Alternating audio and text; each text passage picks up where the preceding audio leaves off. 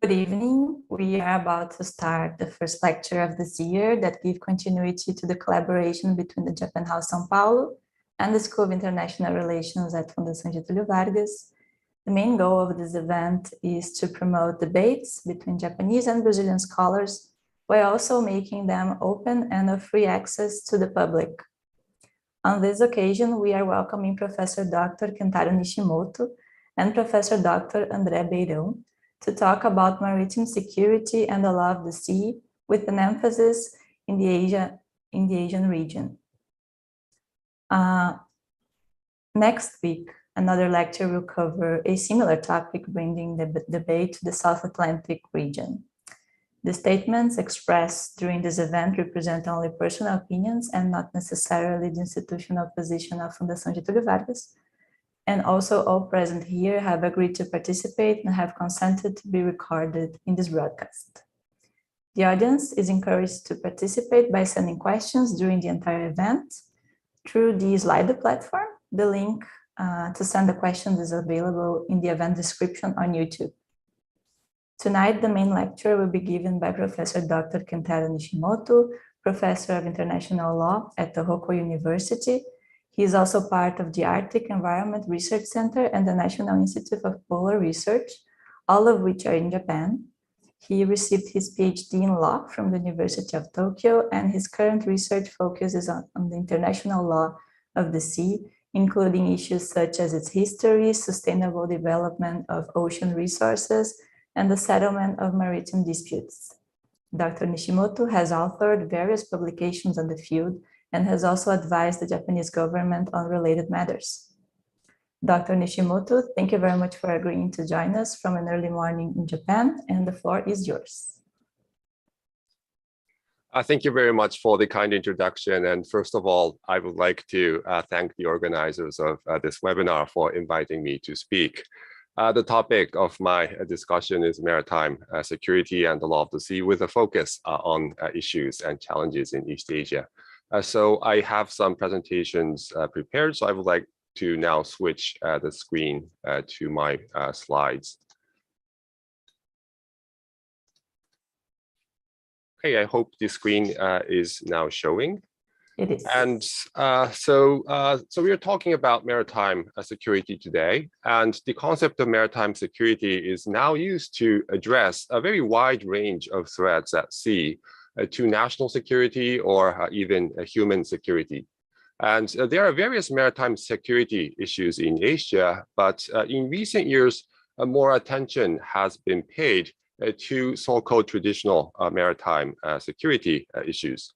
And the main issues in the region relate to the assertion of sovereignty and maritime claims, and the exercise of powers over territories, maritime areas, and maritime resources. And to a certain extent, I think this is inevitable when we consider the complex geographic and geopolitical situation in the region. And the result is that we have areas of overlapping claims and unresolved boundaries at sea. And in discussing maritime security issues in East Asia, one issue that everyone seems to be talking about nowadays is the rise of China. And we cannot but observe that some of the most important maritime security issues in the region are associated with the claims and activities of the People's Republic of China. However, the situation is somewhat different, for example, for the East and South China Sea. So therefore, what I intend to do in this talk is to give a very general description of the situation in the two seas, and focus on especially how the situation can be viewed from the perspective of international law. But in doing so, I would like to highlight that international law is a key element in addressing the issues in both areas. And in understanding maritime security issues in the region, it's useful to be familiar with the geography of the region. But I think the map you see now on the slide is somewhat unfamiliar to you. And I have now on the screen a map of the maritime areas of East Asia, and also the areas further beyond. And some people point out that the situation may be easier to appreciate if we rotate the map somewhat instead of the usual world map with the north at the top. And you see Japan, where I am now connecting from, indicated in green on the map. And as you can see, Japan consists of a very long stretch of islands along the margins of the Eurasian continent. The East China Sea is located between the southernmost islands of Japan, China, and to some extent also faced by South Korea. And you can also see that the area of the ocean that faces the territory of China are semi-enclosed seas surrounded by other states. And the next slide, this slide is a map with the areas around Japan enlarged with the same rotation. And the highlighted area in a different tone of blue is the internal waters and the territorial sea of Japan. And the gray line is the limits of the exclusive economic zone established by Japan. And again, you can see that the East China Sea is an area where the islands face the coastline of China in very close vicinity to each other. And since the distance between Japan and China, and also, of course, South Korea, is less than 400 nautical miles, the entitlement of these states to a 200 nautical mile EEZ and continental shelf overlaps with each other. And I now have a map of the East China Sea, now with the north at the top, the usual orientation. And we have on the slide a blue dotted line, which shows the 200 nautical miles from Japan, and a red dotted line, which shows the 200 nautical miles from China. And you can see that there is a very large area between the two dotted lines where the 200 nautical miles zone of the two states overlap. And the same would be the case for South Korea as well. And also a further element that needs to be taken into account is the fact that China and also South Korea maintains that their continental shelves extend up to the feature known as the Okinawa Trough, which is the relatively deep area of the sea where in my map, the green and violet dotted lines run. So this is a relatively shallow area where up to where the two states are claiming that their continental shelves extend. Now, turning to the relevant rules of international law, the United Nations Convention on the Law of the Sea, or UNCLOS, contains rules to be followed when exclusive economic zones and continental shelves overlap. And on the slide is Article 74 of UNCLOS on the delimitation of exclusive economic zones. I don't want to get too much into sort of the detailed interpretation or the wording of the provision, but Article 74, paragraph 1 provides that a delimitation shall be effected by agreement on the basis of international law in order to achieve an equitable solution. And in addition, paragraph 3 of the same article provides certain obligations for states in undelimited maritime areas. And in particular, states are required to make every effort to enter into provisional arrangements of a practical nature and not to jeopardize or hamper the reaching of the final agreement. And issues such as the method of maritime delimitation or the specific meaning of the obligation not to jeopardize or hamper are in themselves very important questions that deserve attention on their own. Unfortunately, time does not allow me to go into the details, but the bottom line here is that managing the relations between states in undelimited maritime areas is something that was envisaged when UNCLOS was negotiated with rules to be applied, although there may be issues regarding their interpretation and application. And in this connection, in the East China Sea, Japan has complained of unilateral resource development by China in this area. And the photos and the maps that we now see on this slide are reproduced from the website of the Foreign Ministry of Japan. And you can see that oil rigs have been constructed very close to the median line, but still on the Chinese side of that line. And in talking about the East China Sea, another independent issue is the fact that China maintains a sovereignty claim over the Senkaku Islands. The slide is reproduced from material on the Japan Coast Guard website, I think, which provides a very nice illustration of the location of the islands in the middle of the East China Sea. And you can see the pictures and sort of have a good idea of their scale. And in the waters around these islands, we now have a situation where Chinese Coast Guard vessels are routinely present in demonstration of their sovereignty claim. The figure on the slide shows the number of vessels identified in the territorial sea and the contiguous zone around the Senkaku Islands by month, starting from the end of 2008 to the end of 2021 last year. And so we see a surge of the presence of Chinese Coast Guard vessels starting from 2012. And the figures are relatively high throughout the period that is covered by this graph. And so the Chinese vessels are, of course, met by a more number of Japanese Coast Guard vessels. They are required to leave the area by Coast Guard Japanese Coast Guard vessels. But I think you can imagine that there is a very tense situation in responding to them, because we have the Coast Guard vessels from two states in very close proximity to each other, trying to outmaneuver the other side.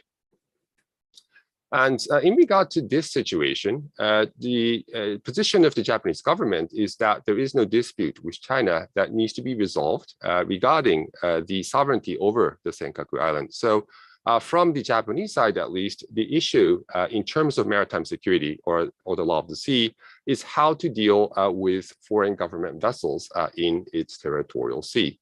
And there are now some discussions on what kind of measures would be available consistent with international law in different scenarios. And so on the one hand, UNCLOS does provide that coastal states can take necessary steps to prevent non-innocent passage in their territorial sea. But on the other hand, warships and non-commercial government vessels are entitled to immunity under international law and are not subject to law enforcement by other states. And in addition, there is an issue regarding the distinction between the use of force in law enforcement activities and the use of force in interstate context, which may not be easy to distinguish in practice. So we have all these points to consider when we look at the situation from the perspective of international law. And so far, Japan seems to have adopted a rather conservative interpretation of what kind of measures are allowed under international law. On the other hand, China adopted a legislation, the domestic law last year, which is the Coast Guard Law of the People's Republic of China. And if we take a look at this law contains a provision which allows for forcible measures against illegal acts committed by foreign military and public vessels. And such a provision raises some issues regarding their consistency with the UNCLOS. So we do have these kinds of different interpretation of UNCLOS also. So at the very least, it might be beneficial to clarify each other's understandings of the limits of coastal states' powers under international law, aside from the issue of territorial sovereignty. But the situation around the Senkaku Islands is rather an important but isolated issue confined to the small area around the islands. And so coming back to the bigger picture, the overall situation in the East China Sea, an important question is how to manage the dispute in the East China Sea in the period pending the delimitation of the maritime boundary. And in this regard, a number of provisional arrangements have been concluded by coastal states facing the East China Sea. And the arrangements are now on the slide. They mainly relate to joint development of resources. But interestingly, there is also a prior notification regime between Japan and China for conducting marine scientific research activities, because these kinds of activities also have been a source of friction when conducted in the undelimited maritime area. And to take a more detailed look at the joint development agreements, There is a joint development agreement for oil and gas resources signed in 1974 between Japan and the Republic of Korea. And you can see that the area covers a relatively large portion of the East China Sea. It's the area indicated in lighter green. However, exploration and exploitation of oil and gas resources in this area has not really been successful. And the agreement had an initial duration of 50 years, after which either party may notify the other side that they want to terminate the agreement, which must be given in 3 years in advance. And the agreement is actually approaching the end of the initial 50-year duration, which it will be in 2028. And there will likely be a need to consider whether the agreement should stay in place as it is. And another smaller area that you see on the slide with the label Japan-China Joint Development Zone is the area referred to in the understanding on Japan-China Joint Development in the East China Sea, which was agreed in 2008. And 2008 was a period when Japan-China relations were relatively on good terms. And through the document, the two sides announced cooperation in joint development of oil and gas resources and designated an area together with a certain understanding on cooperation with regard to a specific oil field, which is shown in a sort of a triangle shape, having the label Shirakaba or Chunjiao oil field. The 2008 agreement or understanding is not a treaty, and it was envisaged that certain further negotiations would have to be conducted to implement the political consensus reached. However, further negotiations have not taken place, and in the meantime, China has unilaterally engaged in the development of resources on their side of the median line. And another area where a provisional arrangement is made is the regulation of fisheries. The current fisheries agreement between China and Japan was agreed in 1997. And this agreement creates a regime of reciprocal access to the resources of each other's EEZs based on conditions and regulations adopted by each other. But this does not apply in certain areas of the East China Sea. And as the map indicates, zones are established in the East China Sea where special arrangements are made in light of the undelimited nature of the area. And in the area shown in the middle of the East China Sea, which is the provisional measures zone, the Japan-China Joint Committee on Fisheries decides on what kind of conservation measures are to be taken, but enforcement measures may be only taken against each state's own fishing vessels. And likewise, in the area south of the 27 North, the Joint Committee may also adopt recommendations, but again, enforcement measures may only be taken against each other's own fishing vessels. So clearly, these measures are aimed at avoiding conflicts that might arise if both sides attempted to conduct law enforcement against each other's fishing vessels based on the understanding that the area is their own EEZ. So in this way, although this is a fisheries agreement, the agreement functions as an important tool to manage the situation. And therefore, this is important also from the perspective of maritime security. However, experts have raised concerns about something that is different from maybe traditional maritime security concerns. And the concern is about the effectiveness of fisheries resource management under this regime, because this regime it emphasizes more on the avoidance of conflict rather than having an effective joint management of shared living resources. And this is somewhat overlooked in addressing the situation in the East China Sea, but I think this is a very important issue, pointing to the fact that the existence of interstate tensions may have adverse effects for other aspects of maritime security, such as the conservation of living resources or the protection of the marine environment, which are also very important concerns. So overall, in the East China Sea, we have a maritime delimitation dispute together with a very heightened tension over a sovereignty claim over islands.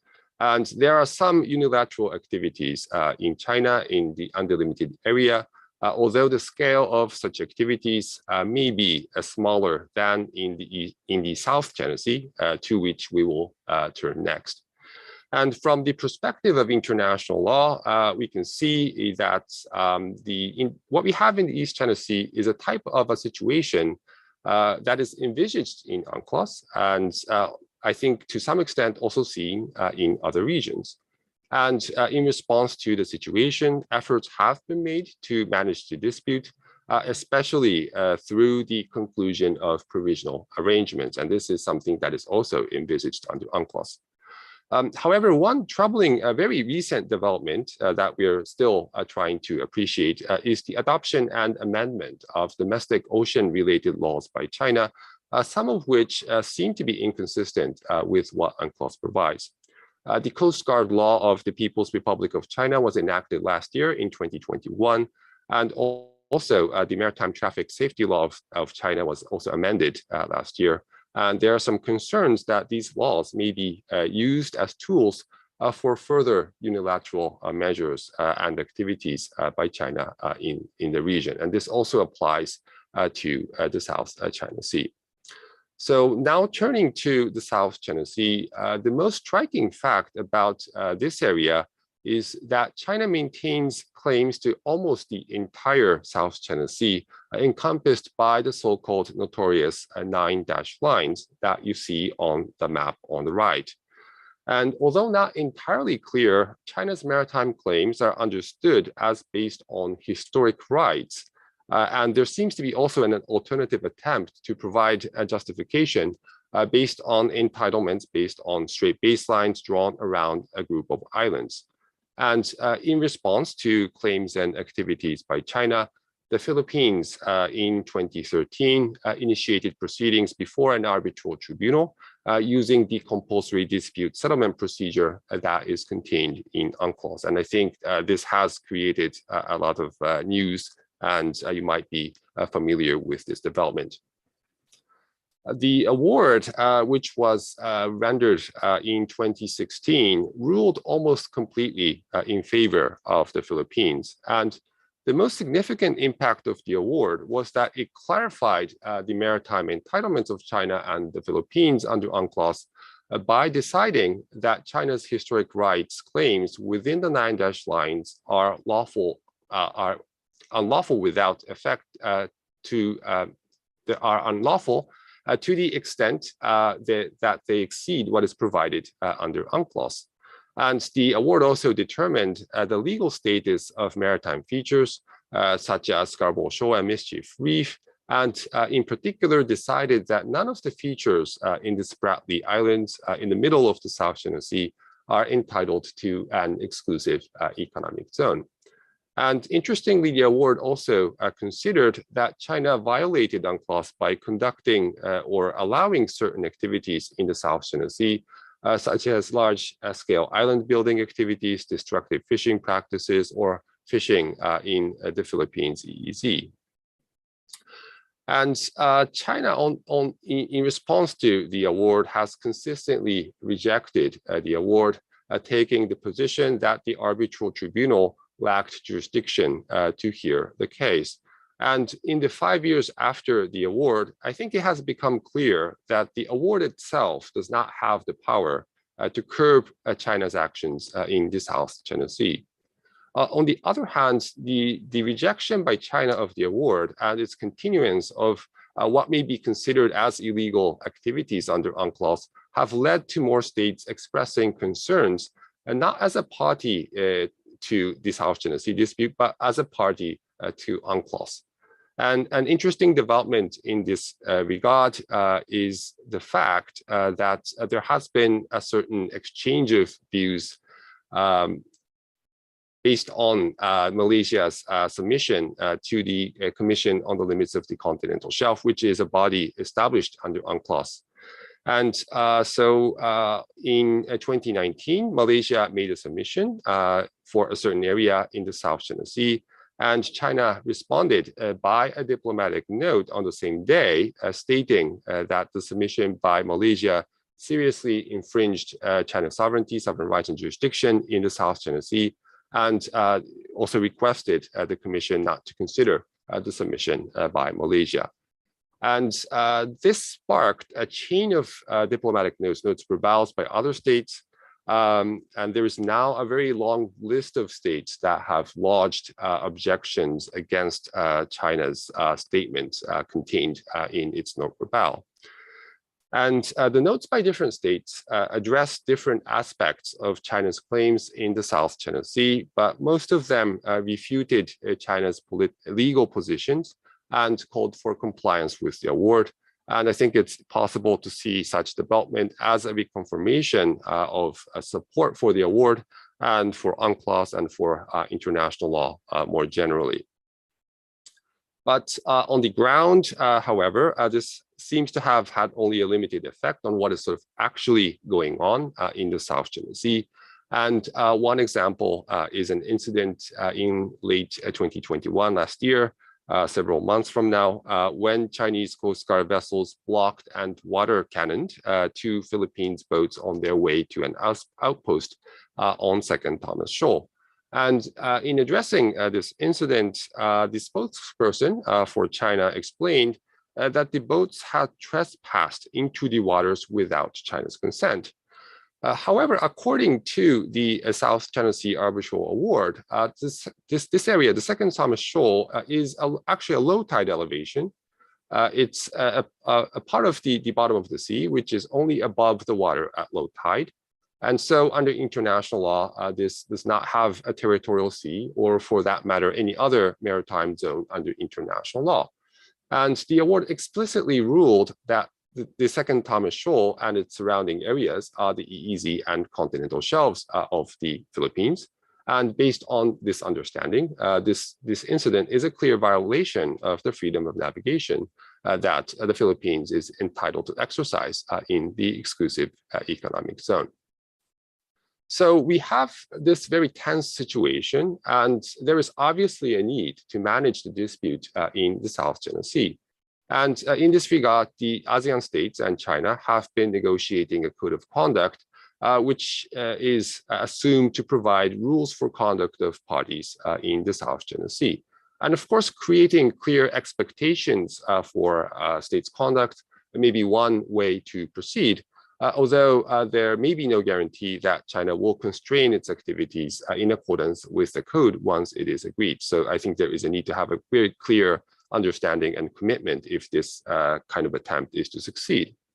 But if we compare the situation to the East China Sea, we can see that finding a middle ground is more difficult in the South China Sea situation, since according to the award, China's maritime claims and China's maritime entitlement does not overlap with those of other coastal states in the South China Sea.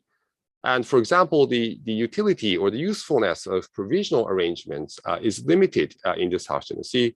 And as a matter of fact, after the award, the Philippines have had talks with China on cooperation on oil and gas resource development, but such talks have not led to any results. And this is quite expected because there should be nothing for joint development, at least if this concept is understood as an interim solution where both states might be the coastal state. And given the imbalance in the power between China and other states facing the South China Sea, some states may be confronted with sort of the ultimate question of whether striking a political deal with China and possibly even setting aside the award and issues regarding international law would be the better way forward. However, I would suggest that a solution inconsistent with UNCLOS as a centerpiece of the rule-based maritime order at sea would not really be in the interest of the relevant states. And this belief, I believe, seems to be commonly held by states that joined the so-called notes per valves debates that I referred to earlier. So overall, in the South China Sea, we have a rather unprecedented situation where a state is claiming a large area of the ocean without a basis under international law. And faced with such a situation, states from outside the region have objected to China's unilateral assertions. But given China's position, a very firm position, the resolution of the South China Sea dispute would seem difficult in the foreseeable future. So there is obviously a need for states to continue to engage with China and persuade China to adhere to the maritime order based on UNCLOS. And in this context, the issues raised in the South China Sea may have wider implications than a regional dispute in a part of Asia. And having considered the situation in the East and South China Seas, I would like to just summarize my discussion today as a conclusion. So the East Asia region continues to face maritime security issues related to tensions concerning the assertion of sovereign and maritime claims and the exercise of power over territories, maritime features, maritime areas, or maritime resources. And although the disputes are regional in nature, there may be global repercussions for the maritime legal order at large. And although we have been focusing on sort of traditional maritime security issues, I would also like to highlight that tensions are seen also problematic as an obstacle to international cooperation on wider maritime security issues in which states may have common interest. And in this regard, I think we can point to IUU fishing, which is illegal, unregulated, unreported fishing, issues like protection of the marine environment, responding to natural disasters and climate change. So we do also have to keep in mind that these issues are really problematic for maritime security, but discussions on these issues, I think, have given rather low priority because of the heightened tension in the region in the interstate context. So with that, I think I should stop here. Thank you very much for your attention, and I very much look forward to the discussions. We thank Professor Nishimoto for his insightful presentation. And as we proceed to the discussions, I introduce our commentator, Professor Dr. André Beirão, Professor of the Postgraduate Program in Maritime Studies at the Naval War College in Brazil. He is a doctor in law from the State University of Rio de Janeiro and holds a master's degree in political science from the Federal University of Rio de Janeiro and another master's degree in naval sciences from the Naval War College. He is a former deputy coordinator of CAPES, a Brazilian federal government agency responsible for evaluating higher education courses in Brazil. He is a researcher at the Center for Political Strategic Studies at the Naval War College and represents one of the main exponents of naval studies in Brazil, having organized and authored multiple publications in the field. Professor Beirão, thank you very much. Thank you so much, Luana, for this kind introduction. First of all, I would like to thank the organizers from this webinar, the Fundação Getulio Vargas, and the support of Japan House São Paulo. And I think this subject, maritime security in East Asia and the law of the sea, it's very interesting to be studied by both countries because we live in far different areas. So we have different perspectives from both problems of maritime security.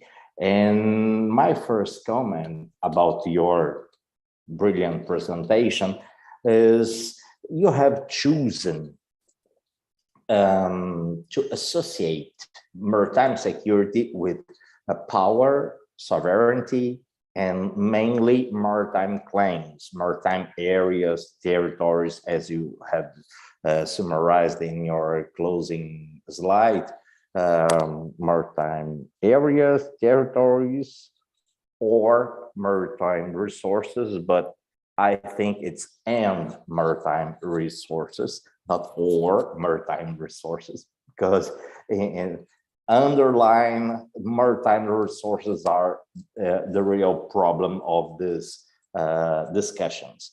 So what we can see is the main problem of maritime security in Asia is boundaries, maritime boundaries. It's a quite different perspective from South Atlantic, as I will try to show next week. And it was very interesting that you focused a lot of problems of maritime boundaries with China, and with other countries you have shown Japan has a lot of agreements with South Korea, North Korea, Philippines. There's no problem with other countries, but there are still problems. And as I know, for example, you have the Takashima Islands or Liancourt Rocks, claims by South Korea and even by North Korea and Japan. So there's some kinds of discussion in this area. So I think the problem of maritime boundaries, and there are still problems between Malaysia and Philippines, and there are still problems about Indonesia. So I think you have focused in China, and China is the main actor in this kind of discussion. And the position of the majority of other countries are trying to show the position of China is completely against their members' position as UNCLOS member.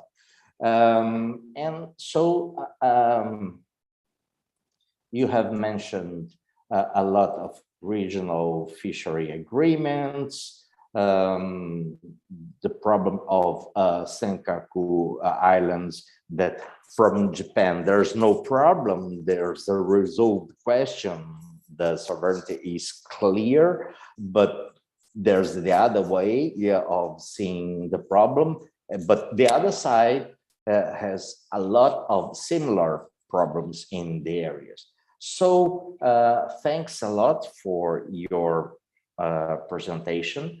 But I'd like to ask you, your choice of the main problem shows for us a lot of things, but you didn't mention other threats that for us it's interesting to be studied. For example, the piracy by Malacca Passage, IUU not inside the waters but outside the East South China Sea, and military engagements between countries.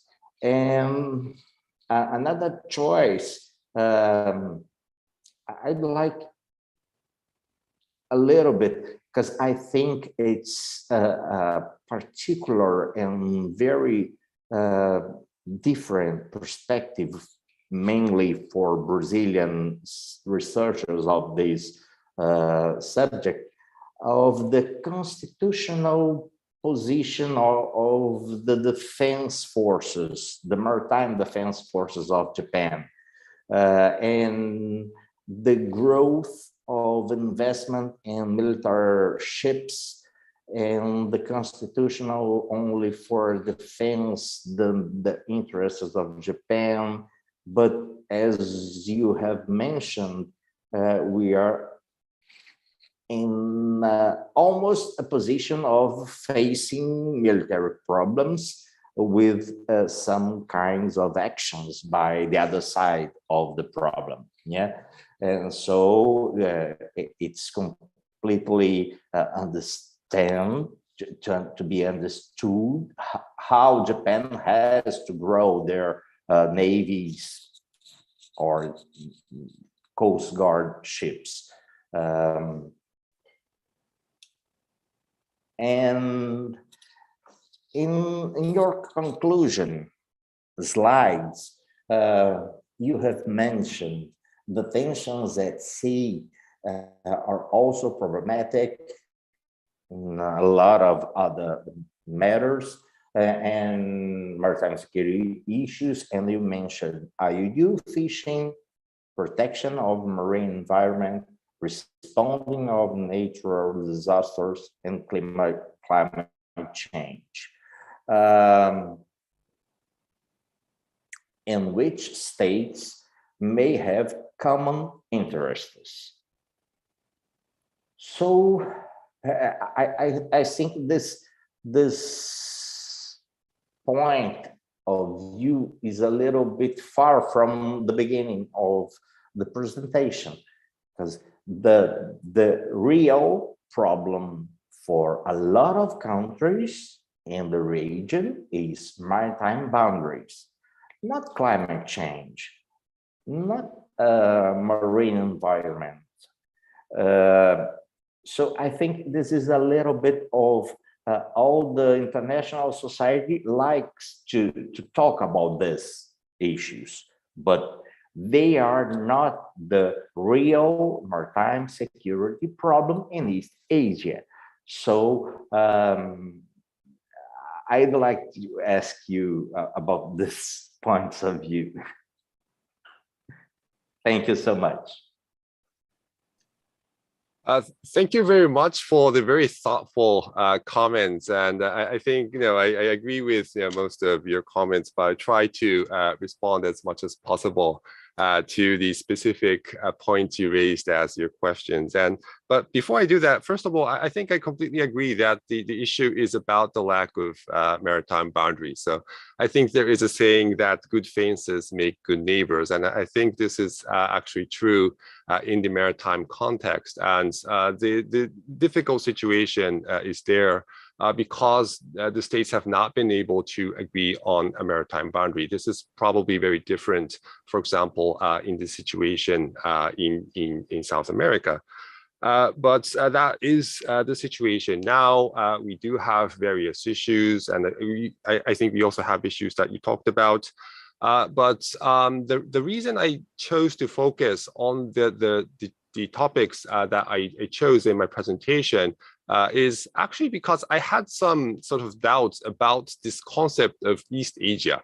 So I think when we refer to East Asia, I think we usually refer to countries, Japan, China, maybe in the Korean Peninsula.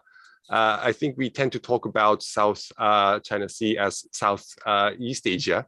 So I was sort of having some hesitance about the scope of the geographic area to be considered. And of course, as you mentioned, we do have issues in the Sea of Japan, which is between North Korea, South Korea, Japan, and Russia. That's sort of another very difficult situation, which I could have talked about, but I sort of chose to leave that out because of the time constraints and because of my hesitancy about this concept of East Asia, and so how far I could go to have the discussions. But just that, I think that sort of explains the reason for me choosing some of the issues which I consider to be sort of the high on the list of priorities when we talk about the issue in East Asia. And also with regard to the other issues such as this piracy, IUU fishing, other threats that you mentioned, of course, we do have piracy issues in the Strait of Malacca and Singapore, and we do have a relatively good cooperative mechanism for dealing with piracy in the region. IUU fishing, I think, is a rather big issue. There are no regional fisheries. Well, We do have a regional fisheries agreement for the North Pacific, but sort of in the region, we do have bilateral fisheries agreements like the ones I talked about, but we really don't have a multilateral fisheries agreement that is intended to regulate fishing activities that go on in the area. Also, for example, in response to IUU fishing, I think one of the tools that have been utilized is to utilize port state measures. And we do now have the port state measures agreement. Japan is a party to the agreement and has implemented measures, but I think the rate of ratification among the states in the wider Asian region and the implementation of the measures is probably leaves much to be desired. So I think we do have all those other issues in the region as well. And on your point about Japan's maritime self-defense forces, yes, we do have a constitution which limits the capacity of the military to self-defense. So we have something called a peaceful constitution that is sort of the very basis of our interaction with these traditional maritime security issues. But I think one comment that I would like to make is that in the discussions that are being held in Japan and also in the dialogues that we sometimes have with our counterparts in China, the focus may be not so much on the possibility of a sort of a full-scale conflict escalating. I think the focus is rather what would happen, for example, maybe a Chinese militia of sort of unknown sort of legal status lands maybe somewhere on the Senkaku Islands, and what could be done in those situations. So I think there is a rather gray area which is somewhat different from a sort of full-scale conflict escalating. And I think if it's considered an interstate sort of conflict situation, I think the situation is actually rather clear from the perspective of international law, because we do have sets of international law that would apply to those situations. But in the case, we do have, if we have some armed groups of unknown legal status, maybe landing on an island, or maybe conducting some activities in the area around an island, I think the situation is less clear. Is it a matter of law enforcement? Is it a matter of interstate use of force? I think then the situation comes a little bit more blurred. And I think that has been rather the focus in Japan in regard to responding to more heightened tension. And finally, your comment on the non-traditional maritime security issues, maybe such as protection of marine environment, maybe responding to climate change. I'm not sure if we do not consider them as maybe real threats to security. I think it does affect our well-being in terms of national interest and also maybe human security. So I do consider them as legitimate maybe issues to be addressed. And I think those are the issues we would be looking at if we did have boundaries, if we did have good cooperation. I think those issues would be up for a discussion. And for example, I think I mentioned the lack of maybe the under-regulation of fishing activities in the East China Sea. And the reality is that actually the fisheries stocks have depleted in the region because of the under-effective regulation. And this under-effective regulation, as I mentioned in my presentation, is a result of the fact that although we do have cooperative regimes, those regimes are designed to avoid conflict rather than actually placing stringent restrictions on fishing activities. And I think the same could be said for the marine environment. We do have sort of a chain of semi-enclosed seas, which I think are more vulnerable to pollution from the coastal areas. I think there is a need for more cooperation in that area as well. It is a rather real issue that needs to be addressed, but is now currently very low in terms of the priority of issues because of the very heightened situation in terms of tension in the interstate context. So I'm not sure if I've answered all of your questions, but I think this is my answer for now. Thank you very much for the very thoughtful comments and questions. Thank you so much, Professor Nishimoto.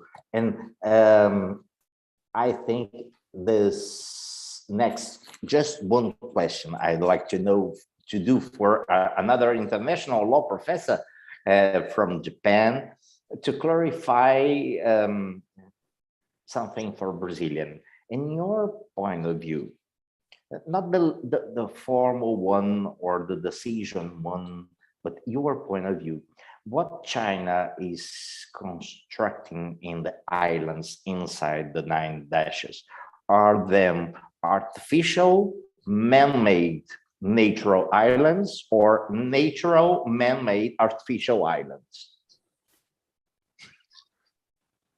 I think it depends on the features. I think some of them were high tide features, and there has been land reclamation activities on them. And in that case, that is a naturally formed area of land. It's just enlarged. So I think the point, yes, but in other cases, there were no high tide features. They were just low tide elevations, and sort of gravel and sand were poured on the features. That is an artificial island. And I think the point in the South China Sea Arbitral Award was that the status of the legal feature is based on their natural state, and it cannot be changed due to human intervention. So if there was a high tide feature before that, I think that is a piece of land. It's just enlarged through land reclamation activities. If the feature was not a high tide feature, if it was not an island under international law, if it was only a low tide elevation or even just a bottom of the ocean, and if we now see land, I think that is an artificial island that is not naturally created. So I think that would be answer to that question. Very clear, because for the audience, that the people who are seeing us, it seems a lot of difference between both. One has EZ and the other one no. So there are different cases in the same area. Yes, yes. Thank you for that question. Yes. Okay, thank you. I'm sorry, Luana. We are a lot of things here to discuss, but we have the audience to have some questions, please. Yes, thank you very much, Professor, for this interesting debate. And the debate will now be enriched with a few questions from the audience. We have received many interesting ones, popular field. So we will start with, I'm just gonna send you it through our chat. So it is easier for you to understand. How do the military tensions between the US and China concerning the issue of Taiwan play a role in the maritime security in Asia nowadays? Yes, thank you for the very important and interesting question. Unfortunately, maybe I don't have a direct answer to this one. Maybe this is something better answered by an expert in international relations rather than international law. But just trying to address this issue, I think it would play a very major role in thinking about maritime security in East Asia. And I sort of left out the Taiwan issues in my presentation, but I think you can see, for example, that Japan has a kind of a fisheries agreement between Japan and Taiwan, although Japan does not recognize Taiwan as a state. So there is a kind of an agreement between bodies representing the interest of both sides. It's a little bit tricky in terms of the legal status. But of course, Taiwan is a very major element in thinking about the situation in the East China Sea, and also, of course, in the South China Sea, because Taiwan is a major power which has a presence in the South China Sea, and this overall tension between the different powers regarding Taiwan, I think is a major element in thinking about the issues. How that would play out, I think it's very difficult to identify, especially for a professor of international law. So I think I should sort of stop here in terms of my answer for that. But thank you for the question. Thank you very much, Professor. Another interesting question: how can the situation in the South China Sea inform demarcation disputes in other regions of the world? And what do you think could be learned?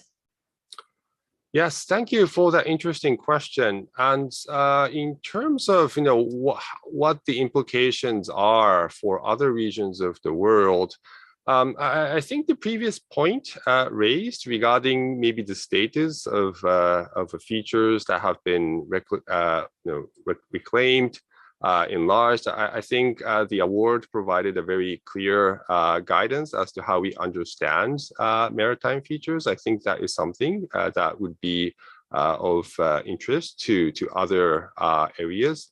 But in terms of negotiating a maritime boundary, I think the South China Sea situation is very unique.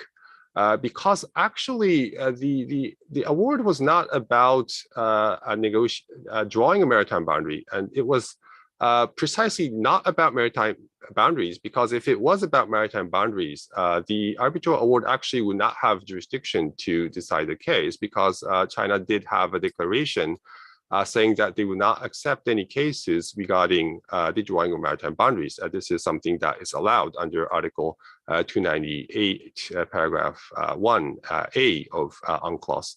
So I think the situation is rather unique. It's not about how to draw boundaries, but about the fact that a certain power has a claim which has been refuted. And then when we start to talk about maritime boundary delimitation, based on the award, the boundary would be drawn between 200 nautical mile zones drawn from all of the coastline facing the South China Sea. And that issue actually is yet to be addressed. So even if we implement the South China Sea award between China and the Philippines, we do still have overlapping maritime areas between the other coastal states of the South China Sea. So I think it's not an issue of maybe what we can learn from the South China Sea situation. We have a very difficult situation in the South China Sea. I think in thinking about the situation, we probably have to look at other regions to think about how to resolve the situation there. So I think that would be my answer. Thank you very much for the question.